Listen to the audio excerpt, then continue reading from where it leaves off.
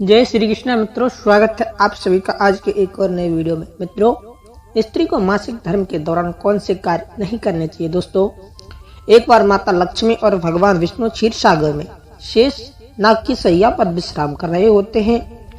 तभी देवी लक्ष्मी भगवान विष्णु से पूछती हैं, हे प्रभु, आज मेरे मन में एक शंका उत्पन्न हो रही है। केवल आप ही मेरी इस शंका का समाधान कर सकते हैं। भगवान विष्णु कहते हैं, हे प्रिय, तुम्हारे मन में जो भी शंका है निसंकोच होकर पूछो, मैं तुम्हारी सभी शंकाओं का समाधान अवश्य करूंगा। देवी लक्ष्मी कहती हैं, हे प्रभु, किस श्राप के कारण स्त्रियों को मासिक धर्म की पीड़ा सहन करनी पड़ती है। मेरा दूसरा प्रश्न यह है कि प्रभु, एक रजस्वला स्त्री को कौन से कार्य नहीं करने चाहिए जिससे उन्हें पाप लगता है।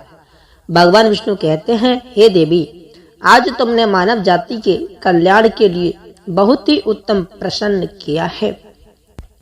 तुम्हारे इस सभी प्रश्नों का उत्तर देव शर्मा की इस प्राचीन कथा से प्राप्त हो जाएगा। इस महान कथा का श्रवण करने मात्र से ही समस्त पापों का नाश होता है। जो भी पति पत्नी इस कथा को ध्यान पूर्वक सुनते हैं उन्हें सौभाग्य की प्राप्ति होती है। इसीलिए हे देवी, आप भी इस कथा को ध्यान पूर्वक सुनिए।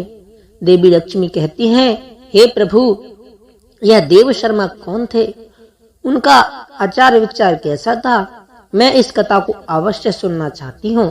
कृपया आप इस कथा को मुझसे कहिए, मैं इसे ध्यान पूर्वक अवश्य सुनूंगी। भगवान विष्णु कहते हैं, हे देवी, पूर्व काल की बात है। मध्य देश में एक अत्यंत शोभायमान नगरी थी। उस नगरी में देव शर्मा नाम के ब्राह्मण रहा करते थे।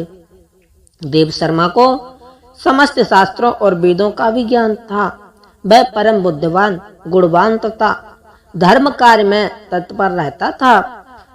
तभी सभी वर्णों के लोग उन्हें बड़ा सम्मान देते थे। वे प्रतिदिन यज्ञ, दान, धर्म तथा संध्या उपासना किया करते थे। वे पशु, पुत्र, बंधु बांधव तथा धन संपत्ति से संपन्न थे। देव शर्मा की पत्नी का नाम भगना था। वह भी अत्यंत चरित्रवान, गुणवान तथा पतिव्रत, धर्म का पालन करने वाली स्त्री थी। एक दिन देव शर्मा ने अपने घर पर सत्यनारायण की पूजा रखी और सभी ब्राह्मणों को स्वयं जाकर निमंत्रण दिया। नगर में निवास करने वाले समस्त मनुष्यों को उसने पूजा के लिए तथा भोजन के लिए बुलाया। फिर पूजा के दिन समस्त ब्राह्मण उसके घर पर पधारे। देव शर्मा ने सभी ब्राह्मणों का विधि पूर्वक पूजन और उनका आदर सत्कार किया। फिर उसने सभी ब्राह्मणों को घर के अंदर बुलाया और सुंदर आसन देकर उन्हें बैठाकर मीठा भोजन कराया। ब्राह्मणों को भोजन कराने के बाद उसने भगवान का स्मरण करते हुए सभी को वस्त्र आदि का दान करके विदा किया। वे सभी ब्राह्मण देव शर्मा को आशीर्वाद देकर वहां से चले गए। उसके बाद उसने अपने परिवार, बंधु बांधव तथा अनेक दीन और भूखे लोगों को भोजन कराया। इस प्रकार से सभी को भोजन कराकर और पूजा संपन्न करके जब वह ब्राह्मण अपने घर के द्वार के सामने खड़ा रहा, तब उसने देखा कि उसके घर के सामने एक कुतिया और एक बैल आपस में बात कर रहे हैं। उस ब्राह्मण ने उस कुतिया और बैल की पूरी बात सुनी तो उसे बड़ा आश्चर्य हुआ।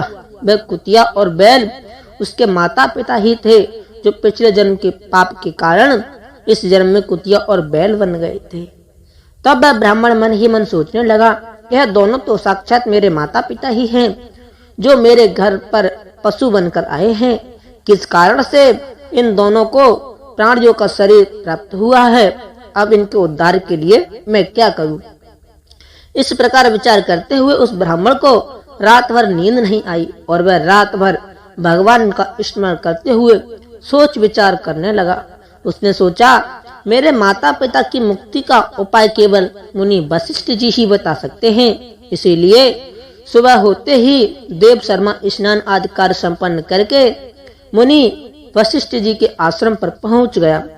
आश्रम पर आते ही मुनि वशिष्ठ जी ने देव शर्मा का स्वागत किया। वशिष्ठ जी कहने लगे, हे ब्राह्मण श्रेष्ठ, आज किस कारण से आपका हमारे आसन में आगमन हुआ है? आप दुखी दिखाई पड़ते हो, आपके दुख का क्या कारण है, ये बताओ। देव शर्मा कहता है, हे मुनिवर, आपको प्रणाम है। आपके दर्शन से आज मेरा जन्म सफल हुआ है। हे मुनीश्वर, आज मैं आपके पास एक शंका लेकर आया हूँ। कृपया आप मुझे इस शंका से और इस दुख से बाहर निकाल सकते हैं। मैं अत्यंत दुखी और दुर्बल हो गया हूँ। वशिष्ठ जी कहते हैं, हे ब्राह्मण, दुख न करो। तुम्हारी जो भी शंका हो निसंकोच होकर पूछो, मैं अवश्य तुम्हारी शंका का समाधान करूंगा। फिर देव शर्मा कहता है, हे मुनिवर, कल मैंने अपने घर पर भगवान विष्णु का पूजन किया तथा अनेक ब्राह्मणों को और भूखे लोगों को भोजन कराया, भगवान का पूजन किया। फिर मेरे द्वार पर एक कुतिया और एक बैल आ गया। दोनों मेरे घर के सामने खड़े होकर बात कर रहे थे।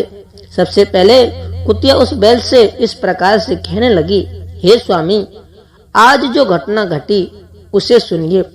हमारे पुत्र के घर में ब्राह्मणों के भोजन के लिए जो दूध रखा गया था, एक सर्प ने उस दूध के बर्तन में अपना विष उगल दिया था, जिसे देखकर मुझे बड़ी चिंता होने लगी। उसी दूध से भोजन बनने वाला था, मगर सभी लोग उस दूध को खा लेते तो उनकी मृत्यु हो जाती। इसीलिए मैंने उस बर्तन में से सारा दूध पी लिया। जब बहू की दृष्टि मुझ पर पड़ी तो उसने मुझे खूब पीटा, जिससे मेरा अंग भंग हो गया। मुझे बहुत पीड़ा हो रही है, इसी कारण से मैं लड़खड़ाते हुए चल रही हूँ। मुझे यह पीड़ा सहन नहीं हो रही है। कुतिया की बात सुनकर वह बैल बहुत दुखी हुआ और वह खुद का वृतांत सुनाने लगा। हे प्रिय, अब मैं तुम्हें मेरे दुख का कारण सुनाता हूँ। मैं पूर्व जन्म में इस ब्राह्मण का पिता था। आज इस ब्राह्मण ने सभी लोगों को भोजन कराया, किंतु इसने मेरे सामने घास तक नहीं डाली और न ही मुझे जल पिलाया। इसी कारण से मैं बहुत दुखी हो गया हूँ। फिर देव शर्मा कहने लगे, इस प्रकार से अपने माता पिता को कुतिया और बैल के रूप में ऐसा बोलते हुए देखकर मुझे बड़ा दुख हो रहा है। मुझे रात भर नींद नहीं आई, हर क्षण मुझे चिंता सता रही है। मैंने कभी कोई पाप नहीं किया, हमेशा धर्म के कार्य किए हैं, फिर भी मेरे माता पिता को ऐसे कष्ट झेलने पड़ रहे हैं। इसी कारण से आज मैं आपके पास आया हूँ। कृपया आप अपनी योग शक्ति से पता करके मुझे बताइए कि किस कारण से मेरे माता पिता की ऐसी दुर्दशा हुई है और उनकी मुक्ति के लिए मुझे कौन सा कर्म करना चाहिए।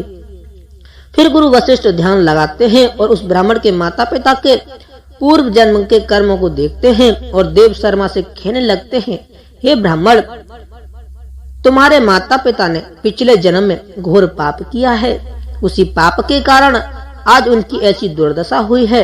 देव शर्मा कहता है, हे गुरुदेव, किस पाप के कारण मेरे माता पिता की यह दुर्दशा हुई है, कृपया विस्तार से बताइए, मैं जानना चाहता हूँ। फिर ऋषि वशिष्ठ कहते हैं, हे ब्राह्मण देवता, तुम ध्यान से सुनो।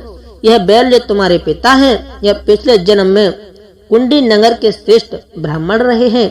इन्होंने एक दिन एकादशी का व्रत करके भोजन किया था। एकादशी के व्रत के दिन इसने दान धर्म भी नहीं किया। इसने द्वार पर आई गायों को कभी भोजन नहीं खिलाया। इसने अपने पितरों का श्राद्ध भी विधि पूर्वक नहीं किया।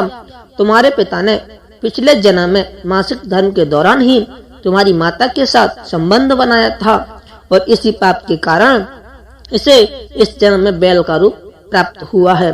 अब तुम्हारी माता के बारे में सुनो। तुम्हारी माता ने रजस्वला होते हुए भी भोजन बनाया। मासिक धर्म के दौरान ही इसने भगवान की पूजा की और तुलसी को जल चढ़ाया। रजस्वला होते हुए भी इसने भगवान को भोग लगाया। इसी कारण से इसे महापाप लगा है। मासिक धर्म के दौरान स्त्री 3 दिनों के लिए अपवित्र हो जाती है। मासिक धर्म के दौरान स्त्री को पूजा पाठ नहीं करना चाहिए। स्त्री को इन 3 दिनों में अपने बाल भी नहीं धोने चाहिए। इससे पति की आयु कम होती है मासिक धर्म के दौरान पेड़ पौधों को स्पर्श ना करें। रजस्वला स्त्री के साथ संबंध भी नहीं बनाना चाहिए। जो पुरुष रजस्वला के साथ संबंध बनाता है उसे ब्रह्म हत्या का पाप लगता है। जो रजस्वला के वस्त्रों को स्पर्श करता है उसे भी पाप लगता है। रजस्वला स्त्री के शरीर में 3 दिनों तक ब्रह्म हत्या का पाप निवास करता है और चौथे दिन ही वह स्नान करके पवित्र हो जाती है। चौथे दिन स्नान करने के पश्चात रजस्वला स्त्री को अपने पति का मुख देखना चाहिए, अन्य किसी पुरुष का मुख नहीं देखना चाहिए। यदि पति समीप ना हो तो सूर्य देव के दर्शन करने चाहिए। गुरु वशिष्ठ कहते हैं, हे ब्राह्मण, इसी पाप के कारण तुम्हारे पिता को बैल और तुम्हारी माता को कुतिया का जन्म प्राप्त हुआ है। देव शर्मा कहता है, हे मुनीश्वर, अब आप मुझे मेरे माता पिता की मुक्ति के लिए उपाय बताइए। वशिष्ठ जी कहते हैं, हे ब्राह्मण, तुम किसी भी अमावस्या के दिन अपने माता पिता की मुक्ति के लिए श्राद्ध तथा तर्पण करो और दान धर्म करो, गाय की सेवा करो और गौ माता को मिष्ठान खिलाओ और अपने माता पिता की मुक्ति के लिए भगवान से प्रार्थना करो। फिर ब्राह्मण वही करता है और फिर उसके माता पिता को समस्त पापों से मुक्ति मिलती है। भगवान विष्णु माता लक्ष्मी से कहते हैं, हे देवी, मैंने तुम्हें रजस्वला स्त्री को कौन से कार्य नहीं करने चाहिए इस विषय में बता दिया है। अब मैं तुम्हें बताता हूँ कि किस पाप के कारण स्त्री को मासिक धर्म से गुजरना पड़ता है। सतयुग में काल के नाम से प्रसिद्ध दानव हुआ करते थे। दानव होने के कारण उसका स्वभाव उग्र था और वे हमेशा ही युद्ध करने के लिए तत्पर रहते थे। फिर एक दिन सभी दानव वृत्तासुर के साथ मिलकर स्वर्गलोक पर चढ़ाई करने लगे। उन असुरों के पास भयंकर शक्तिशाली अस्त्र थे जिसका देवता सामना ना कर सके और भागकर ब्रह्मदेव के पास चले गए। फिर ब्रह्मदेव ने उन्हीं असुरों को परास्त करने का उपाय बताते हुए इंद्रदेव से कहा कि तुम इसी क्षण महर्षि दधीच के पास जाओ। वे उनके शरीर की हड्डियों से तुम्हें अस्त्र शस्त्र प्रदान करेंगे। उन्हीं अस्त्रों का प्रयोग करके तुम वृत्तासुर का वध कर सकोगे। फिर सभी देवता महर्षि दधीच के आश्रम पर जाते हैं और उनसे प्रार्थना करके अस्त्र प्रदान करने की विनती करते हैं। फिर संसार के कल्याण के लिए महर्षि दधीच अपने शरीर की हड्डियों से अस्त्र शस्त्र निर्माण करते हैं। उन्हीं अस्त्रों में से एक वज्र नाम का अस्त्र होता है जिसे देवराज इंद्र धारण कर लेते हैं। फिर से देवतागण वृत्तासुर के साथ युद्ध करने के लिए निकल जाते हैं। देवताओं और दानवों के भी भीषण युद्ध होता है। सभी देवता आकाश में दानवों से युद्ध के लिए एकत्रित हो जाते हैं और प्रहार करने लगते हैं। अग्निदेव अग्नि से दैत्यों पर प्रहार करते हैं। अग्नि के प्रभाव से दैत्यों का अंग जलने लगता है। फिर वरुण देव जल की वर्षा से दैत्यों को डुबो देते हैं जिससे दैत्य त्राहि त्राहि करने लगते हैं। अनेक दिनों तक इसी प्रकार से दैत्य और देवताओं के बीच में भीषण युद्ध चलने लगता है। फिर देवराज इंद्र और वृत्तासुर आमने सामने आ जाते हैं। दोनों के बीच भीषण युद्ध होता है और फिर देवराज इंद्र अपने वज्र का प्रहार करके वृत्तासुर को मार डालते हैं। उस दानव वृत्तासुर की मृत्यु होते ही उसके शरीर से ब्रह्म हत्या बाहर निकलती है और इंद्र का पीछा करने लगती है। फिर वह ब्रह्म हत्या इंद्र के शरीर में प्रवेश कर लेती है जिससे इंद्र को ब्रह्म हत्या का पाप लगता है। देवराज इंद्र ब्रह्मदेव के पास जाते हैं और उनसे ब्रह्म हत्या से छुटकारा दिलाने के लिए कहते हैं। ब्रह्मदेव उस ब्रह्म हत्या को इंद्र के शरीर से निकलने की आज्ञा देते हैं और वह ब्रह्म हत्या इंद्र के शरीर से बाहर निकलकर ब्रह्मदेव से कहने लगती है, हे परमपिता, अभी तक मैं वृत्तासुर के शरीर में निवास करती रही थी क्योंकि उसने अनेक ब्रह्माओं का वध किया था, ब्रह्म हत्या की थी।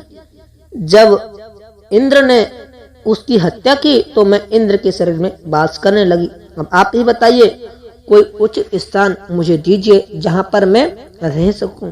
प्रभु ब्रह्मदेव कहते हैं, हे ब्रह्महत्या, मैं तुम्हें उचित स्थान देता हूँ। फिर ब्रह्मदेव ने ब्रह्महत्या के 4 भाग किए और कहा, हे ब्रह्महत्या, तुम्हारा 1/4 भाग अग्नि के भीतर रहेगा। जो भी मनुष्य अग्नि को आहुति नहीं देगा तुम उसके शरीर में प्रवेश कर लेना। तुम्हारा दूसरा 1/4 भाग जल के भीतर रहेगा। जो भी जल में थूकेगा अथवा मलमूत्र का त्याग करेगा तुम उसके शरीर में प्रवेश करोगी। फिर तीसरा 1/4 भाग पेड़ पौधे और वृक्षों के भीतर रहेगा। जो भी मनुष्य अकारण ही वृक्ष को काटेगा उसे भी ब्रह्म हत्या का पाप लगेगा। फिर ब्रह्मदेव ने अप्सराओं को बुलाया और कहा, हे अप्सराओं, इस ब्रह्म हत्या का 1/4 भाग तुम ग्रहण करो। अप्सराएं कहने लगी, हे प्रभु, आपकी आज्ञा से हम इसे ग्रहण करने के लिए तैयार हैं, किंतु हमें भी इससे मुक्ति का कोई उपाय बताइए। फिर ब्रह्मदेव कहने लगते हैं, हे अप्सराओं, जो भी पुरुष रजस वाला स्त्री के साथ संबंध करेगा उसके अंदर यह ब्रह्म हत्या प्रवेश कर जाएगी। इस प्रकार से ब्रह्म हत्या के 4 भाग हुए, एक अग्नि में, दूसरा जल में, तीसरा वृक्षों में और चौथा स्त्रियों के अंदर प्रवेश कर गया। उसी ब्रह्म हत्या के भाग के कारण स्त्रियों को मासिक धर्म आता है। जो भी पुरुष मासिक धर्म के दौरान स्त्रियों को स्पर्श करता है अथवा उनके साथ संबंध बनाता है उसे ब्रह्म हत्या का पाप लगता है। भगवान विष्णु कहते हैं, हे देवी, इस प्रकार मैंने आपको स्त्री के रजस्वला होने के पीछे की कथा और रजस्वला स्त्री को कौन कौन से कार्य नहीं करने चाहिए आदि के विषय में बता दिया है। माँ लक्ष्मी कहती हैं, हे प्रभु, आज आपने बहुत ही महत्वपूर्ण ज्ञान दिया है। मैं भी आपको वचन देती हूँ कि जो भी स्त्री मासिक धर्म के दौरान पूजा पाठ करेगी, पति के साथ संबंध रखेगी, उसके घर में मैं प्रवेश नहीं करूंगी। तो दोस्तों, इस प्रकार से मासिक धर्म के दौरान स्त्रियों को यह कार्य नहीं करने चाहिए। आपको यह कथा कैसी लगी हमें कमेंट करके जरूर बताएं। जानकारी अच्छी लगी हो तो वीडियो को लाइक जरूर करें। कमेंट में जय हरि विष्णु अवश्य लिखें और साथ ही चैनल को सब्सक्राइब करने। मिलते हैं नेक्स्ट वीडियो में।